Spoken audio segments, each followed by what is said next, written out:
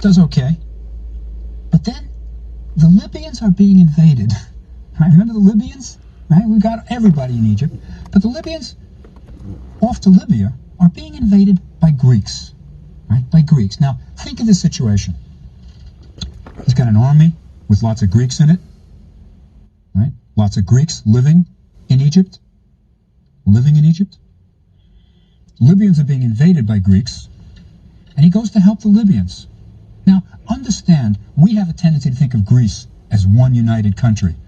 It wasn't that way in the ancient world. You had Spartans, Athenians later, all of those people. And it was like that during this time. There were different factions of Greeks. They weren't, in any sense, united. So we got one bunch. Okay, well, that's interesting to know. So let me see if I understand this. First, hello. How's everybody doing today?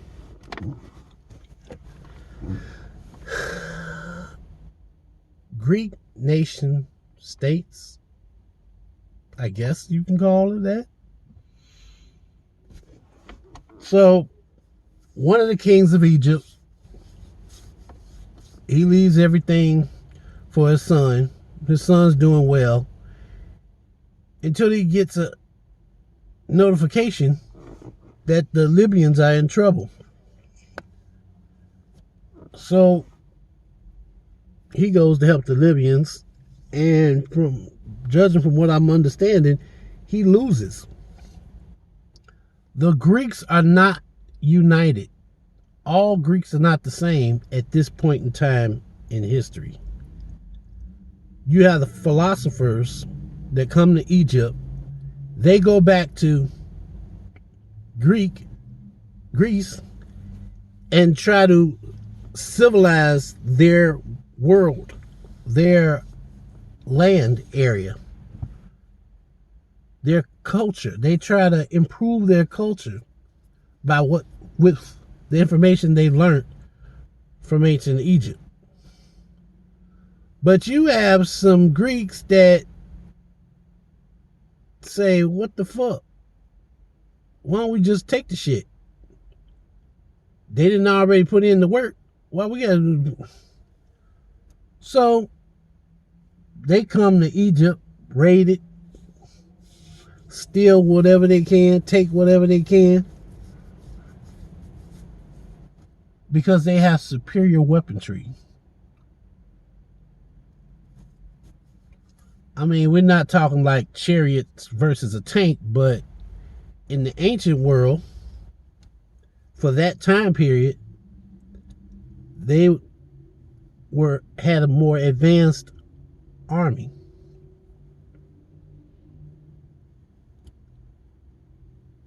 The Egyptians, they weren't big on technological advancement. They knew how to do it. They were capable of doing it, but it's one of those scenarios where if it ain't broke, don't fix it. So they never tried to improve just for the sake of proving that they could do it. It was like, okay, we got something good going. What's the point? You know, we win most of our battles, so what's the point? Whereas a place like the United States, they know that sooner or later an enemy is going to come with advanced firepower. So these government contractors, they're always trying to up the ante. They're always trying to make a better gun, a bigger stick, if you will.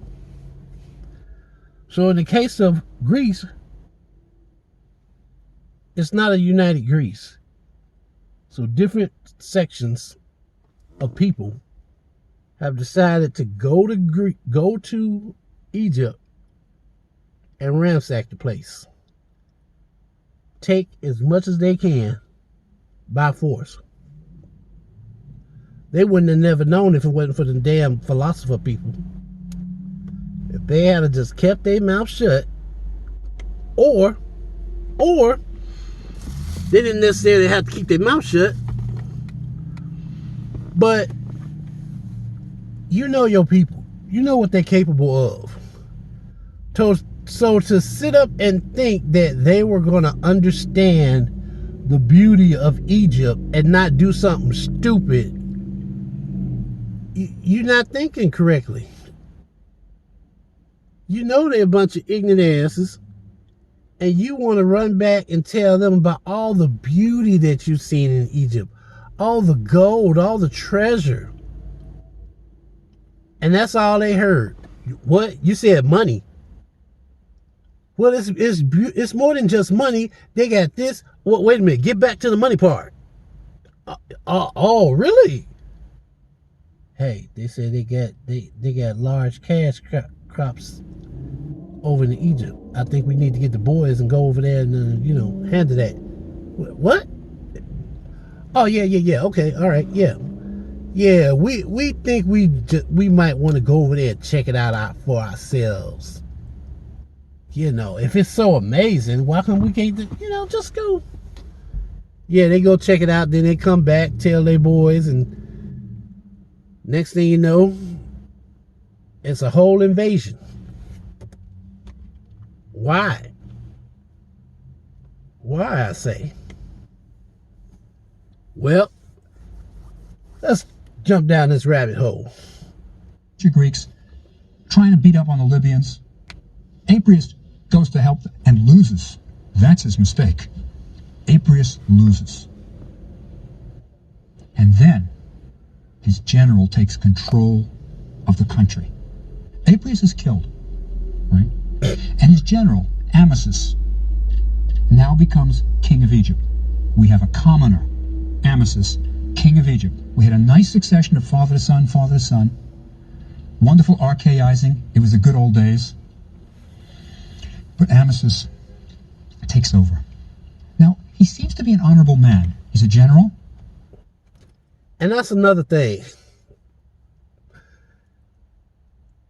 Initially, they weren't even...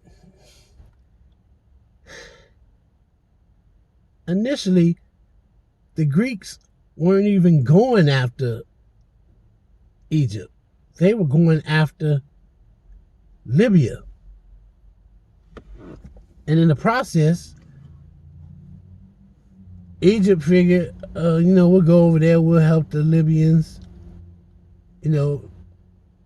foster a couple of deals. And they got their butts whipped. Like, really? You go to help somebody else, you get beat down. And for what? Because of a misunderstanding? So you got to really be careful when you decide to jump in and help somebody else, that they in the right. Because if you get that ass whipping, if you get that work, it better be for a just cause. Because I'm not just going to sit up here and get beat down or martyred, killed for nothing. My death better not be in vain. That's all I'm saying. Takes over from Apries, and when Apries is killed, he buries Apries. Buries him, gives him an honorable burial. Now, Amasis seems to be pro-Greek. He's trying to get rid of the Greeks at first with the Libyans, but he seems to be pro-Greek, and I think he's come to an understanding that we need these Greeks. They're numerous. They're not going to go away easily. And what he does is it tries to reconcile with the Greeks. Now, the Temple of Delphi, right, dedicated to Apollo, had burned down, right, at Delphi in Greece. He sends money and men to rebuild it. Think about that. An Egyptian king sending money and men to a foreign country to rebuild their own temple. Quite a gesture. Quite a gesture. During his time, during his reign, Naucratis, our Greek city, becomes a great Greek city. He kind of gives it to the Greeks. There's a decree. This is where the Greeks should live. It's It's an amazing time for the Greeks, and this city becomes legendary. Naucratis is talked about by the ancient historians. Naturally, our man Herodotus talks about it, but also you get others. Strabo, a geographer. There's also Ptolemy, the geographer, who talks about it. Now, Ptolemy told us where it was. See, this great Greek city became a lost civilization. It disappeared from history. Now, how much you want to bet that this geographer named Ptolemy was related to the other Ptolemies that would eventually lead to Cleopatra, the Greek Cleopatra, being queen of Egypt? Damn Greeks. Man. Up until 1884, it's rediscovered. And the key to rediscovering it is Ptolemy.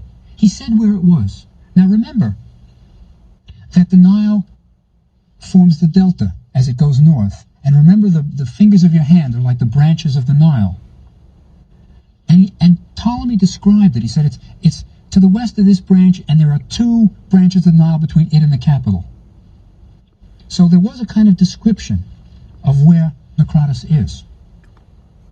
And our man, Flinders Petrie, remember? The one who figured out that potsherds are important. You can figure out which civilization is older than which by looking at pottery. He went in search of Naucratis in the Delta, with Ptolemy the geographer as his guidebook. And he found it. Walking the Delta, where Ptolemy said it would be, he found Greek potsherds, pottery that was not native Egyptian, and he started excavating. Now, if you read the newspapers of 1884, read the London Illustrated News, right? That's the newspaper. It's this British paper that had loads of illustrations, woodcuts, wonderful, wonderful engravings. The big news was Flinders Petrie discovering a lost Greek city. That was the big news. Now, what was the city like? Well, first of all, it was ideally suited for Greeks. It's located near the water, right? Greeks have always been, probably always will be, seafaring people who like to do trade, right? During inundation, the houses were on little mounds, because the water of the Nile really flooded this delta. And the Greeks would get along in flat-bottom boats between town and town, trading their wares. There was also a canal that led from Naucratis to Memphis, the major city, the former capital. So they could go by this canal and do business. So this was perfect for the Greek traders. Perfect. Now, Petrie started excavating. And it was a vast city, bigger than anybody could have imagined. Perhaps even 30,000 Greeks. He found several structures enclosed by a huge wall. And when I say huge, I mean huge. It was rectangular, 850 feet by 750 feet. The walls were 40 feet high, 50 feet thick. He called it the Panhellenion. The idea was that all the Greeks could fit in it. All the Greeks. And he started excavating inside the Panhellenion. Now, interesting about the Panhellenion, think how big it is. It had only one door, easily defended. In case the Greeks were ever attacked, they could get in there, and they'd be there for a long time with this 50-foot thick wall. But inside, Petrie started excavating. And there were two major buildings inside. One was terribly destroyed, and this is a bit of a footnote to the history of archaeology. One of the things that has caused us, archaeologists, problems in excavating.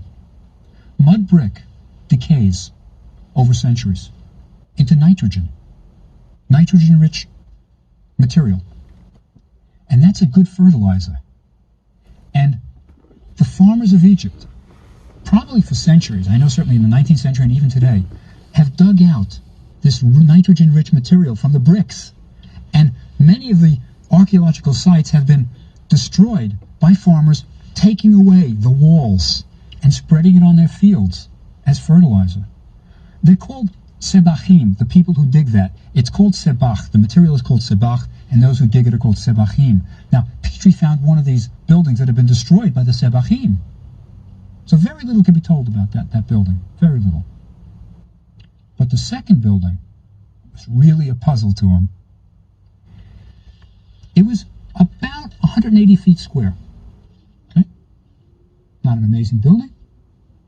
Inside it were 26 rooms, chambers. And down the middle of the chambers, right down the middle, was a hole, separating the chambers on either side. The puzzle was the entrance to this building was 18 feet above ground. Right? There was no doorway at floor level. It was only 18 feet above ground. Now, the question is, what was it? Petrie figured it out all right. It was a granary. See, you didn't want your grain to be stolen easily. Somebody opening a door, grabbing a bushel, heading out. So granaries typically had the entrance high up, and you would have planking high up, say 18 feet above, going across the rooms, and you would take your bushels, baskets of grain, and you would walk around with it and dump it wherever the room was. So you would keep dumping. Now, if you wanted to steal grain, you would have to go 18 feet high, get planks up, it wasn't easy, right? So this was a granary, and think about where it was placed. Inside this huge Panhellenian, these people were getting ready. If they were invaded, they could wait it out. They had grain for years, right? So Petrie figured out that this was a great Greek city. He found other things, though, there. He found a scarab factory where, remember the scarabs were little beetles. They were carved in the shape of beetles or molded in the shape of beetles as magical amulets. The scarab meant to exist, right? One of the words, cheper, meant to exist. It also meant beetle. So it was a pun, if you'll remember. And if you wore a little scarab around your neck, it meant you would exist. Now, these were very, very common amulets. They manufactured them by the thousands. Actually, even by the 100,000s. And Petrie figured out how they were manufactured. There were molds. And the top of the beetle part would be carved in a mold, and you'd put your little ceramic paste, your quartzite, in the mold. And you'd put a string through the thing, and when you fired it in a kiln, it got hard, you could take it out, and you had a little hole through it so you could wear it. Right? So he found these scarab manufacturers, and these were being made by the Greeks. That was a Greek industry. They were doing Egyptian scarabs, but the Greeks were traders. They would make whatever sold, right? So he found thousands and thousands of molds for scarabs, a major industry, and these Greeks would have gone all over Egypt selling them. He also found ironworks, right? So these people were manufacturing tools also of various kinds. This was an industry city where they had the distribution right there. So Petrie discovers this lost city. Right? It's an important, very important. Now, Babylon is eventually destroyed. It's destroyed. Right? So they don't have to worry about the Babylonians now, maybe. But we have a new threat, right? We're in the third phase of this dynasty. We've seen the Assyrians occupying, thrown off, right? Babylonians are now going to be destroyed. But there's a new threat. The Persians. Oh, right? Lord. The Persians are coming. Now, during the reign of Amasis, this general, he's had problems with the Persians. Had problems. But they're not yet there. But when he dies, his successor, Psamtik III, inherits the Persian problem. It's like in the Mel Brooks, it's great to be king. Sometimes it's not so good to be king. He's king, but he's got the Persian problem. And he is defeated by the Persians. He goes to fight them at Pelusium. It's in the Delta, right? Eastern Delta. Trying to keep them out of Egypt, the Persians. A new threat. And he loses. He flees. He goes back to Memphis, hoping that there's a fortress there that will hold him. But he's captured. He becomes what I believe is the first king in the history of Egypt to be captured by foreigners and taken out of Egypt, captive. He is brought back to Susa, the Persian capital, and this dynasty ends with the Persians in control of Egypt and their king on foreign soil in chains. Next time we'll see what happens with the Persian threat.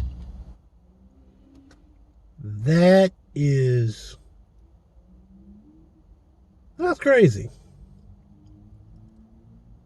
So, I mean, the Persians didn't just wake up one day and say, hey, let's go to Egypt. Nah, they didn't heard about Egypt before. They kings know other kings, just like billionaires know other billionaires. They know about the up and coming billionaires. They know about the billionaires that came before them. They know this stuff. They all travel in the same circles. So to expand their empire, they figured, hell, everybody else taking shots at Egypt. Let's try our hand. Let's see what we can do. And they pull it off. So you got Persians, you got Greeks, Babylonians, you get all these different peoples are coming into Egypt and diversifying the culture. So now you got different sets of people that make up Egypt. And it's not just black people in Egypt, it's all shades of colors, all the white people. You got Greece. So if the Greeks were already there, then what happened? What happened to the Greeks? Did they jump in and help, or did they just stay to themselves? I mean, they took a hit too, so I'm just wondering what. I don't understand. Leave your thoughts and comments below, and I'll see you in the next one.